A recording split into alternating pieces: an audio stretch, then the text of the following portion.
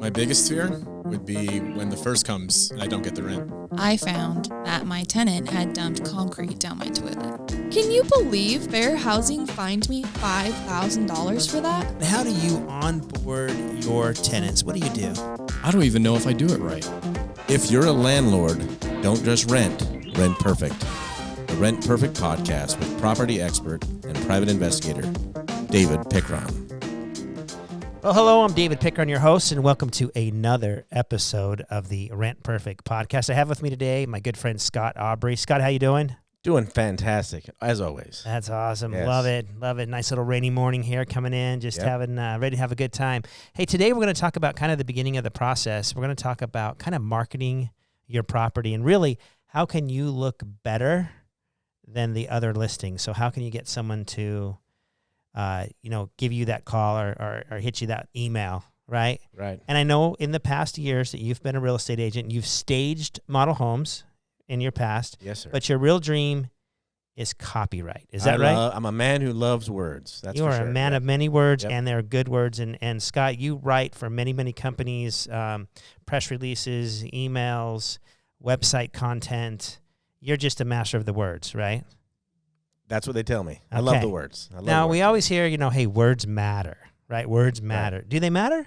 Absolutely. Pictures are worth 1,000 words, but words aren't worth something as well, right? Awesome. The Well, we're going actual to talk words. about pictures. And while you bring that up, it's a good segment. Let's talk about, before we get into the wording of the ad, a lot of stuff is now online. And I can tell you as a landlord, oftentimes people are asking me questions that's in my copy, but it's not in my pictures. And I'm realizing that they're just looking at pictures. They're not even reading my paragraph. We're going to talk about how to make a good paragraph today. But that's why I think number one in ads, pictures are amazing. Right. Yeah, we're a culture that is constantly flicking through things, right? Yeah. If you look at the millennials, I sat behind a guy on a train the other day, and in a matter of a minute, he went through probably 60 to 70 pictures of his friends as he was just scrolling through. People are digesting information so quickly that they can just flip through pictures. But man, what impact does that really have on you? There's some key things that pop out in pictures, right? But we'll get to words in a minute. But yeah, I agree. Pictures are everywhere, and it's key to have great pictures to get you to stop. Right. So attention span. Absolutely. I mean, we got to talk about attention span, and that's why pictures are so valuable. Because our attention span used to be like 5 seconds. You had 5 seconds, like in our generation. Right. You probably have a second. Yeah, a second, half a right? second. Half a second. Yeah, right. I mean, it's like you just don't have a lot of time. So I like to prioritize my pictures. I certainly want your thoughts on, when you first look at what is your main picture on your, and when you used to stage model homes, and what do you think is important to people? Yeah, I mean, to me, that front picture of the house is still, the showstopper for people. People come by, and if they don't like the front of the house, whether they're looking at it on a picture or in their car, they often move on. Because psychologically, the front of that house with your friends or your neighbors says who would live there. It's right? an ego thing, right? It is. It's truly an ego thing. We're like, I've got the nicest house on the block. If Right. I've got the dog on the block, Right. man, that's a hard sell, right? Right. And then it also tells you real quick to this half second or this second, is it a townhome, condo, single family home? So it kind of gets you like, okay, I don't want to live in a condo. I want to live in, this is single family home. Right. So that's the first, thing I'm looking at, the first decision I'm making. Let's go to the second picture. Yep. Okay. Now what's important to people after, do you think, that first look of the home? For me, kitchen, family room, living room, where my family is really going to reside. Bedrooms are great, but bedrooms aren't a showstopper for people. Right. People go, the hub of my house is my kitchen. Right. So people want to see, what does the kitchen look like? Is there a room for my family to gather together? Right. Or my friends to come over? Right. So I'll put an ad out somewhere, and, I don't have an exact percentage, but probably 8 to 9 out of 10 people calling me are women. It just seems to be that's who's looking, that's who's reading the ads.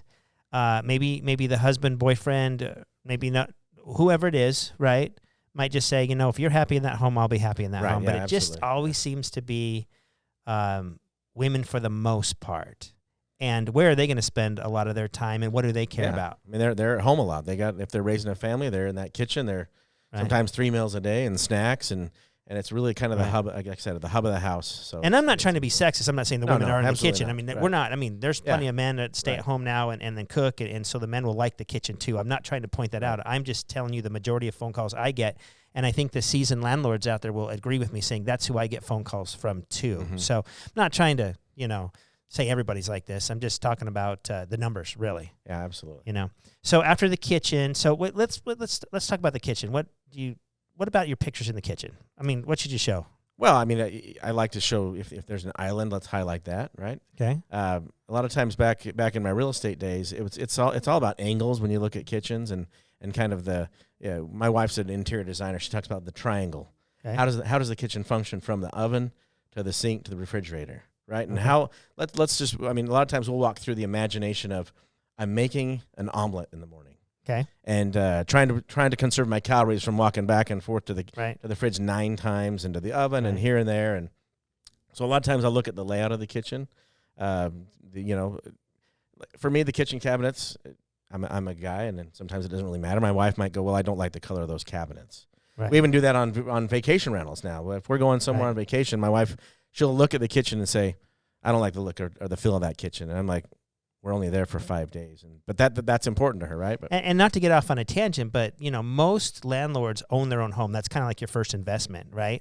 So we don't shop for rentals a lot. So we're not really the consumers that we're trying to, show our properties to. But you make a great point. A lot of us do look at vacation rentals, and we look at vacation rentals. What are we looking at, and what really gets us to click on a certain vacation rental? We need to look at that and say, this is what our applicants are going through. They're almost looking for a 5-year vacation rental in a way. Right. And so that's a great point that you bring up. So not every kitchen is going to be, have that triangle. Yeah, I mean, we're not kitchen, Architectural Digest on Right. every kitchen. We understand that. But you're talking about angles. You're just talking about show the best angle. If you show an island, it kind of shows the spatial characteristics of the kitchen. Is it a big kitchen, a little kitchen? It kind of can adjust that based on an island and is it tiny? Because sometimes pictures can be deceiving. Absolutely. I mean, you walk in, you're like, whoa, that kitchen looked a lot bigger on the picture. Yeah, we just did a remodel a couple years ago where I go back and look at the pictures that were posted online, and man, those pictures look good, but the house in actuality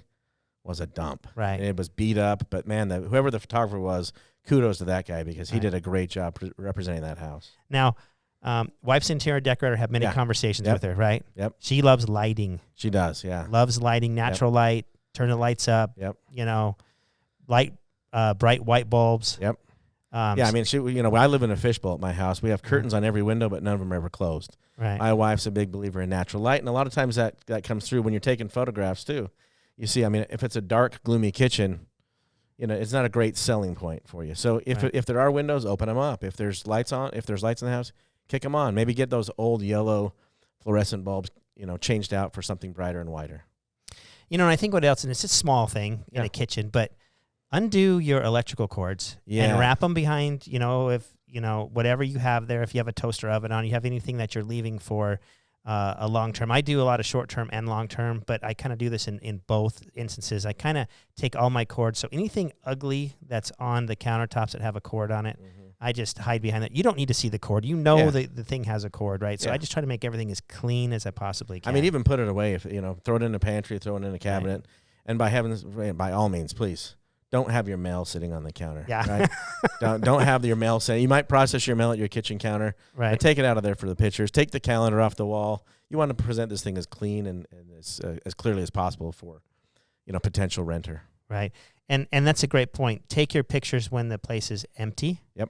I know in the home sales arena you were in, you'd want to stage your properties and make it look livable, but you don't really want to have that stuff in your pictures on a rental. Yeah. So depersonalize it. You want them to picture my couch is there, my TV is there, my coffee maker is going to be up there, right. Okay, so we talked about the kitchen, kind of covered a lot about angles, lighting, photos, but let's go into what do you think the next best thing is? I mean, for me, it's family room or gathering room, if it's a great room, depending on where you live in the country, but it's that main space where we're going to do most of our living. Okay. From there, I'd say, if it's got a backyard, we want to highlight that as well. Now, did you go kitchen bathrooms? Bathrooms are important, but one of the hardest things you have with bathrooms is getting a good picture of a bathroom. That's true. Bathrooms are in most homes. Bathrooms are not angle friendly. You're usually trying to stick a camera in the corner. For me, as a guy who used to be in the real estate game for about 15 years as a broker, one of the things I would do, it was like Where's Waldo? I'd look at a bathroom picture and try and find the photographer because he's usually in the mirror somewhere, right? Because it's just it's a difficult room to take pictures. You got a doorway getting in your way, and a shower. I mean, and bathrooms really are bad. It's not the sexiest part of your home. Well, it's a toilet. Who wants to look at the toilet? Yeah, it's a toilet and a shower and maybe a couple sinks. And I mean, that's important to know. Okay, does it have 2 sinks? Yes. Right. So maybe highlight that, right? But for the most part, that's not my favorite room to take pictures of. Okay, perfect. So we go to the living room, and where you're going to gather as a family, how it's set out, and then you said if there's a backyard. Yeah, if there's a backyard, I'd love to highlight that because people, as much as they love being in their homes, people love to be outside as well. And right now, I mean, we're in a crazy state in our country where we've got coronavirus going on. My backyard right now is my refuge. Right. So I go outside, I sit in my lawn chairs, I'm soaking up some vitamin D and enjoying the outside. And for a lot of people, that's going to be maybe our new normal for who knows how long. Right. But overall, people love to hang out in the backyard. Or they might have a pet. Yep. They might, have kids that need to run around and do some. So that's great. Okay, so because of time, I want to move on from pictures, but just don't overexpose. Don't have the light coming through the window that's blowing out your picture.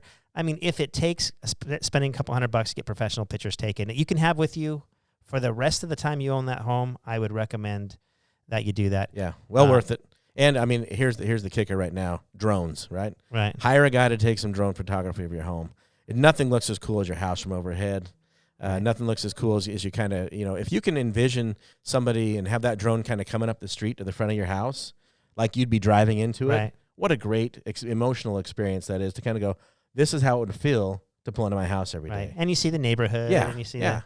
I think that's a great point. So let's get to the words. Let's get to the copyright. Let's get to the, online, whether it's at Zillow, Trulia, Hot Pads, or wherever you post online, or even if you make a flyer, what is the content? So people are going to want to know the basics: 3-bedroom, 2-bath.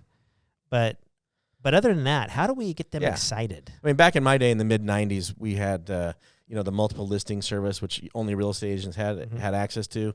You didn't have what you have nowadays, right? So when I go into Zillow or any other place to search for something, I know if I put in a 3-bedroom, 2-bath, it's going to show me 3-bedroom, 2-baths. That should not be my headline when I go to list a property, right? So I'm trying to create an emotional experience. I'm trying to create really a story for my potentials to walk into, to say, okay, if this were my home. Now, for me as a realtor, the dream was when I would sit in the home and someone would say, our couch would fit perfectly right there. Right. Man, that had the hook, right? I'm like, they're mentally moving in. This is fantastic. So a lot of the times we look at words in relation to real estate and kind of go, we fall back into the 3-bedroom, 2-bath, quarter-acre lot, a 2-car garage. Walk-in closet. Yeah, okay. I mean, I expect those things because that's the search parameters I looked for, right? So for me, I like to say, okay, let's create an experience for our potential. Okay. Whether it's a potential buyer or a potential tenant, to say, okay, let's build them a picture of them physically, mentally, emotionally moving into this home. Okay. And how do we do that, right? So a lot of times it might just be, instead of saying, we've got a spacious 3-bedroom, 2-bath, right? We might talk about the kitchen, where we talk about the parties that you're going to have, or how this is the perfect place for family gatherings, or to celebrate your 8-year-old's next birthday. Right. Things where they can start envisioning themselves in that house, right?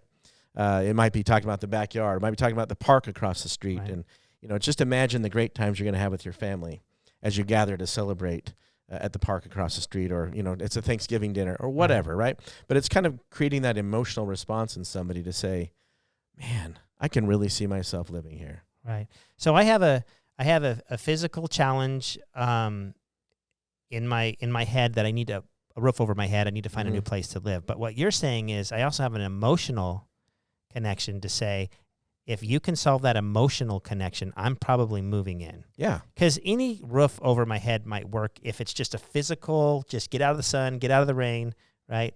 But I need to start emotionally solving these problems in my head, saying, does this represent me? Is this how I live? Is this where I want to be for the next 5 years? And am I going to raise my kids in this? Or am I going to, whatever the part of life you're in, is this really going to be a fun, vibrant place for me to hang out and be with my family? Yeah, I want this to be a place that I can say, and even say in your listings, this is a house you're going to want to invite your friends over to. Yeah. You're going to want to brag about this, right? You're going to want everybody to see this is the house I'm in. Right. And so that's part of that, telling that story. Yeah, kind of in a way, you don't have to say this in an ad, but kind of an attitude of, I want to buy this from you someday. Yeah. Because yeah. I like this house. Right. A whole Yeah. lot. I'm going to invest myself so emotionally in this house that Yeah. I'm going to buy this from you. Yeah. You know, as the landlord. Yeah. That's perfect. Excellent. Okay, so online right now, Zillow seems to be the big brand right now, or Trulia. They own that brand and Hot Pads, but there's a million different places to put your stuff online. How do you feel about Craigslist? Ooh, Craigslist is like, is it a dirty word? It might be. It might be a dirty word now, right? Every time I hear Craigslist, it always seems like it's attached to some guy who was on the wrong pages on Craigslist, or who got hit over the head, right? Trying to sell his Apple Watch or something like that. So Craigslist to me is a no-fly zone. I mean, I guess if that's where you're really looking, but I don't think most educated consumers nowadays they feel the same way. Yeah, they're staying away from. Yeah, if I'm looking to buy like a part for my motorcycle, I might go to Craigslist, but not for my housing solutions. Right. Okay. Perfect. And other things that we do in some marketing is, I always put a sign out in the front yard, because it's interesting how many times my past resident has given me a lead to my new resident. Sure. Yeah. Like, hey, I'm moving out. I love that house. Yeah, it's going to be available. And hey, my friend wants to, so word of mouth, but also neighbors around the neighborhood who want family and friends to move in close to them. And when I put the signs out, I also put a little info box in there, and I take a flyer, and I kind of do the same thing as I would do online, right? Right. And make a same paragraph of, enjoy spending the warm summers by a cool pool with, your favorite drink. And, sounds a little hokey, but you get people to start picturing visions in their head. Yeah, because, if I'm in, we're in Phoenix, and if I'm in Phoenix and a cold drink by a cool pool in the summer, that's pretty enticing. Especially if I don't have one. Right. If I don't have a pool, that's man, honey, we could get into this place, and we could have that pool we've always dreamed of having, and and look, I mean, imagine us sitting out there on a summer night with a couple of cold drinks. Oh man, this would be awesome.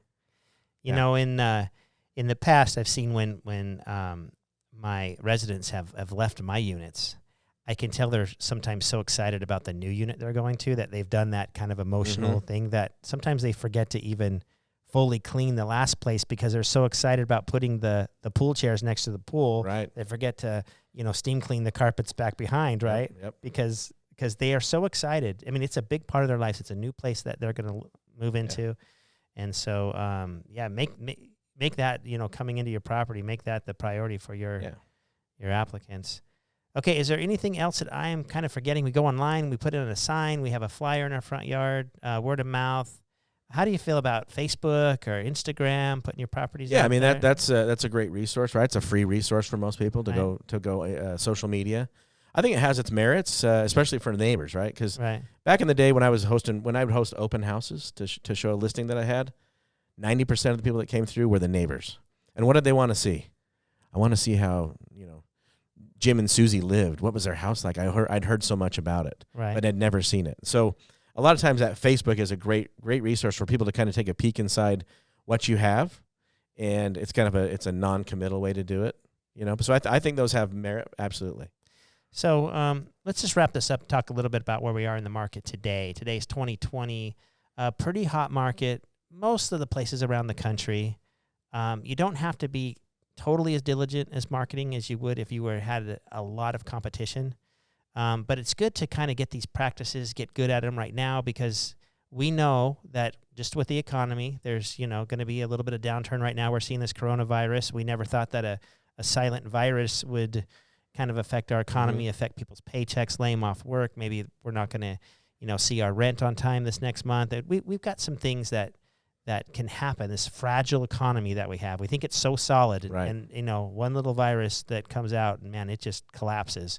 And so we need to get really good at good pictures, good copy, creating that emotional feeling of moving in here. We need to put our signs, our flyers out. And I'm telling you, that's all I've ever done my whole career, and I've filled my properties up every month. And it's really not that hard. But it is just, I'm competing against the next landlord that's trying to fill his property. Absolutely. I want my Rent Perfect Nation to know you need to be the landlord that brings in all the people, and you get to pick the best residents for your property, the ones that you can count on getting rent and being there for many, many years. Scott, thank you so much for being at the podcast Thanks today. for having me, man. Love Appreciate your it. writing. Love what Yeah, you do. thank you. You really paint a picture, and we appreciate it. Yep, thanks. Until next time, continue to rent perfect.